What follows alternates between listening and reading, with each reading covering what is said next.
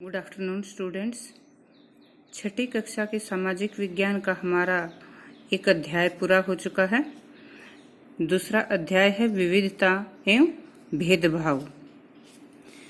बच्चों, हम क्या हैं, हम कैसे हैं, यह कई चीज़ों पर निर्भर करता है कि हम कैसे रहते हैं, कैसी भाषाएं बोलते हैं और क्या खाते हैं, क्या पहनते हैं, कौन कौन से खेल खेलते हैं और कौन कौन से त्योहार मनाते हैं।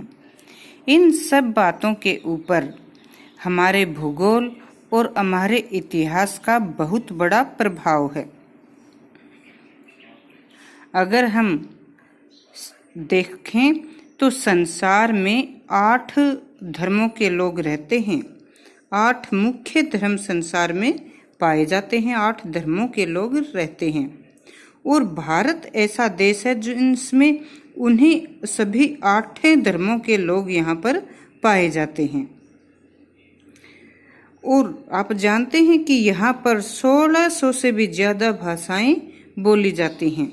हमारे देश में 1600 से भी अधिक भाषाएं बोली जाती हैं और संसार में जो 8 धर्म हैं, सभी 8 धर्मों के अनुयायी, 8 धर्मों को मानने वाले लोग हमारे देश में रहते हैं।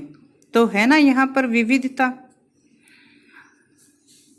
तो विविधता हम देखते हैं कि कई बार तो ये विविधता हमें बहुत खुशी देने वाली होती है। किस प्रकार? मान लो हम एक ऐसे मोहल्ले में रहते हैं जहाँ पर एक परिवार सिख धर्म का होता है, एक ईसाई धर्म को मानने वाले होते हैं, कोई एक मुस्लिम धर्म वाले होते हैं।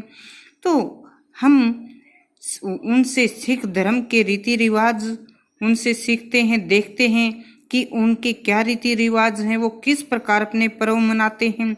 उनके नृत्य भी अलग होते हैं। सिख धर्म वाले जैसे जो भांगड़ा करते हैं तो उनके नृत्य भी अलग होते हैं, उनके अन्य रिवाज परंपराएं, उनका पहनावा, तो ये सब हमें देखने जानने का मौका मिलता है। इसी प्रकार से ईसाई धर्म वाले जो हैं हमारे पड़ोसी, उनसे मिलकर हमें उनके धर्म को जानने का मौका मिलता है, उनके त्योहारों परंपराओं को जानने का मौका मिलता है। ईसाई धर्म के साथ साथ जो इस्लाम धर्म वाले मुस्लिम भाई रहते हैं, उनसे हम उनके धर्म के बारे में जान सकते हैं। तो इस प्रकार से कई बार हमें ये विविधता बहुत खुशी देने वाली लगती है। परंतु विविधता हमेशा खुश होने का कारण नहीं बनती है। कई बार ये हमें असुरक्षा का भाव भी अनुभव करवाती है।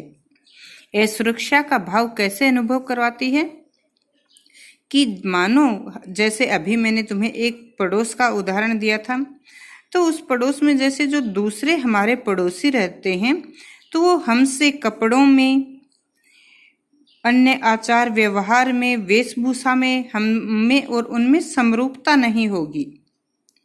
जैसे कि मुस्लिम धर्म के जो हैं तो वे औरतें जो काला लंबा जैसे बुर्का पहनती होंगी, ईसाई धर्म का अलग जैसे उनका तो इनमें एक रूपता नहीं होगी और हम इनके बीच असहज सा महसूस करेंगे, क्योंकि हम उन्हीं के साथ अपने आप को ज़्यादा सुरक्षित अनुभव करते हैं, जो हमारी तरह ही देखते हैं, हमारी तरह बात करते हैं, हमारी तरह कपड़े पहनते हैं और हमारी तरह ही सोचते हैं। तो जहाँ पर हमें दूसरों के साथ हमें समरूपता दिखाई देती है, वहाँ पर हम उनमें ज़्यादा जल्दी घुलना मिलना पसंद करते हैं और अपने आप को सुरक्षित अनुभव करते हैं। और ऐसे लोग जिनसे हमें भिन्नता दिखाई देती है व्यवहार में, वेशभूषा में, तो उनसे हम अलग रहना पसंद करते हैं और ऐसा है उनसे मिलने में जैसे हम संकोच महसूस करते हैं, कुछ असहज महसूस करते हैं। तो कई बार ये विविधता इस प्रकार से हमारे आचार व्यवहार को प्रभावित भी करती है। और इस प्रभाव का एक कारण क्या होता है? पूर्वाग्रह भी। पूर्वाग्रह क्या होते हैं? पूर्वाग्रह किसी व्यक्ति या वस्तु, किसी के बारे में धारणाएं, जो धारणाएं बनती हैं आचार व्यवहार के बिना किसी तर्क के आधार पर जो धारणाएं बनती हैं और वही धारणाएं जो हमारे दिमाग में बैठ जाती हैं, जिनको हम सही मानने लगते हैं, उनको पूर्वाग्रह कहा जाता है। तो उदाहरण के लिए मैं आपको समझाऊं पूर्वाग्रह का एक उदाहरण देकर कि हम लेते हैं ग्रामीण और शहरी नागरिक के बारे में। तो ग्रामीणों के बारे में जैसे क्या धारणाएं बन जाती हैं कि ग्रामीण जो नागरिक होते हैं सीधे साधे होते हैं, सादगी प्रिय होते हैं, मेहनती होते हैं, क्योंकि वो खेती का काम करते हैं, पशु रखते हैं, कार्य करते हैं। तो इस कार्यशैली के आधार पर हम उनकी ये धारणाएं जैसे बन जाते हैं, सीधे साधे होते हैं, मेहनती होते हैं, वो अज्ञानी होते हैं क्योंकि ज्यादा शिक्षा का प्रसार नहीं होता, ज्यादा शिक्षित नहीं होते, अज्ञानी होते हैं, अंधविश्वासी होते हैं। ऐसी धारणा ग्रामीणों के बारे में बन जाती हैं। शहरी लोगों के बारे में, शहरों में लोगों के पास अच्छा व्यवसाय होता है, अच्छी सुख सुविधाएं होती हैं, तो उनके बारे में क्या धारणाएं होती हैं कि शहरी लोग आलसी होते हैं, और क्योंकि वे शिक्षित होते हैं और रोज अच्छे व्यवसाय करते हैं तो उनको चालाक भी मानने लगते हैं, और उनके व्यवहार में औपचारिकता के आधार पर जैसे क्या मानते हैं कि वो स्वार्थी भी होते हैं। तो इस प्रकार की जो ग्रामीण और शहरी व्यक्ति के बारे में हम जैसा आसपास के वातावरण के आधार पर या फिर जैसे अन्य लोगों की कही सुनी बातों के आधार पर जो धारणाएं होती हैं, जिनको हम सुनते हैं और हम भी उन्हीं पर विश्वास करने लगते हैं, यही पूर्वाग्रह होते हैं।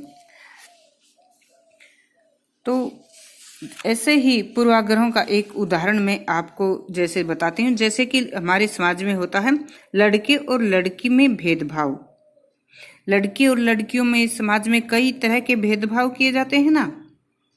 क्या भेदभाव होते हैं कि कोई कार्य हम कह देते कि ये ऐसा लड़का ऐसा कर सकते हैं और लड़की ये नहीं कर सकती। लड़की को हम कमजोर मानते हैं, लाचार मानते हैं, और क्या मानते हैं कि लड़की ज्यादा मेहनत नहीं कर सकती, ज्यादा भार नहीं उठा सकती, लड़का ऐसा कर सकता है, मेहनती होता है।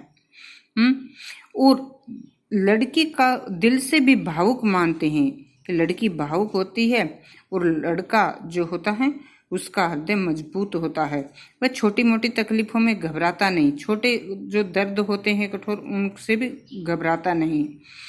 तो ये पूर्वाग्रह कहाँ से उत्पन्न होते हैं? देखो, जब बच्चा छोटा होता है तो उसी समय जैसे गिर जाता है, रोता है, तो क्या कहते हैं माता पिता, अरे बेटा तो लड़का है, नहीं लड़के रोते नहीं हैं, ऐसे। तो इसी प्रकार से माता पिता की ये शब्द ही बच्चे के मन में भी इस बात को बैठा देते हैं कि वो तो लड़का है, रोना मत, तुम तो लड़के हो। तो लड़के बहादुर होते हैं, रोते नहीं।